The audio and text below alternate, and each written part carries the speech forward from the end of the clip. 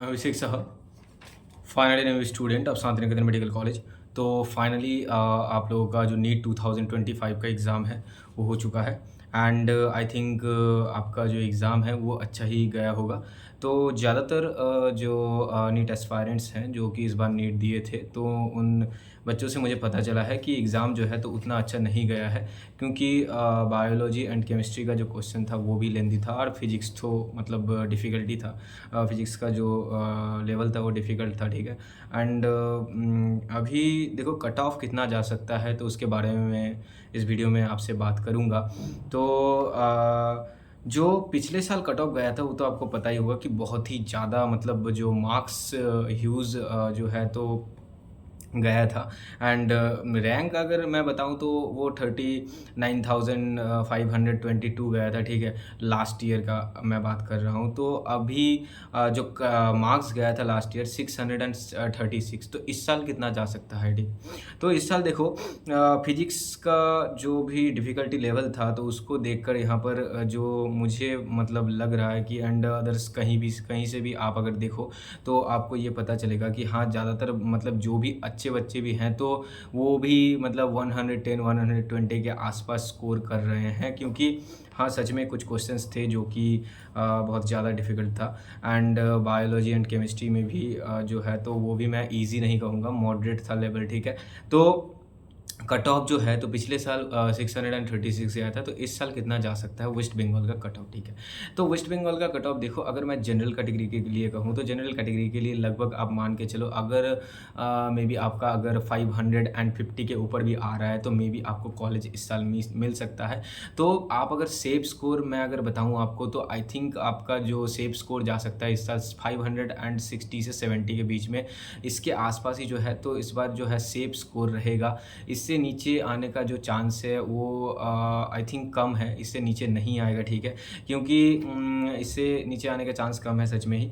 And बाकी जो category wise cut off है तो वो आपको पता ही होगा, ओबीसी का जो कट ऑफ है, ओबीसी ए का कट ऑफ जो है तो वो जनरल के आसपास ही रहता है, 1-2 मार्क्स का एक डिफरेंस रहता है। लेकिन पिछले साल जो था 5 मार्क्स का डिफरेंस था, एंड जो कि जनरल का 39,000 गया था, तो ओबीसी ए का 43,615 गया था, ठीक है। तो एक डिफरेंस था यहाँ पर, तो मान के चलो आपकी 555 के आसपास मिल सकता है। आपको ओबीसी बी के लिए भी आप मान के चलो 550 के आसपास आपको मिल सकता है। एंड एससी कैटेगरी का कट ऑफ लास्ट ईयर बहुत ही ज़्यादा गया था, जो कि अनएक्सपेक्टेड था, 537। मतलब बहुत सारे एससी के बच्चे जो कि मतलब ये मान चुके थे कि उनको कॉलेज मिल जाएगा, उनका मार्क्स जो है तो 500 के ऊपर भी था, लेकिन फिर भी उन लोगों को गवर्नमेंट कॉलेज नहीं मिला इन वेस्ट बंगाल। तो आपको मतलब पता चल सकता है कि हाँ, सच में पिछले साल कट ऑफ बहुत ही हाई गया था। तो पिछले साल 537 गया था एससी के लिए, तो इस साल कितना जा सकता है यही ये बात, ठीक है। तो इस साल जो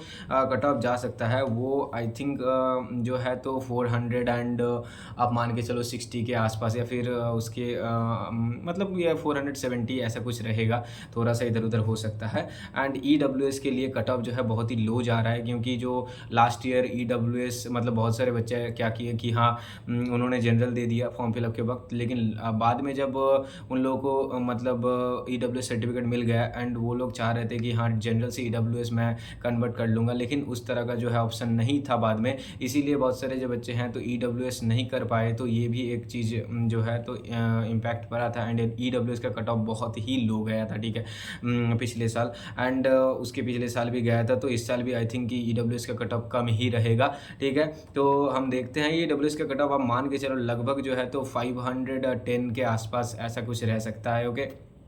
520 510 के आसपास।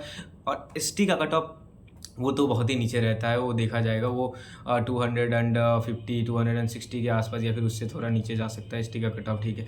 प्राइवेट कॉलेज के लिए जो कट ऑफ है वो मैं ज़रूर बताऊंगा। प्राइवेट स्टेट कोटा के लिए अगले वीडियो में मैं बताऊंगा कि प्राइवेट स्टेट कोटा के लिए या फिर बीडीएस के लिए कितना जा सकता है, नहीं जा सकता है, आपको कौन सा कॉलेज चूज़ करना चाहिए, आपको क्या गवर्नमेंट कॉलेज मिलेगा, क्या प्राइवेट स्टेट कोटा में लेना चाहिए, कौन से कॉलेज है, काउंसिलिंग कैसे करवाना होगा, मतलब कॉलेज कौन सा कॉलेज अच्छा है, एंड आप क्या बीडीएस लोगे या फिर आप बीए एमएस लोगे, बीएचएमएस लोगे, क्योंकि आप नीट के थ्रू बहुत सारे कोर्सेज़ जो हैं ले सकते हैं। अगर आपका बहुत सारा ड्रॉप हो चुका है तो फिर आप जो है तो अगर आपको एमबीबीएस नहीं मिल रहा है एंड बहुत सारे ड्रॉप हो चुके हैं तो फिर आप दूसरे जो भी कोर्सेज़ हैं उसके लिए आप जा सकते हैं, ठीक है?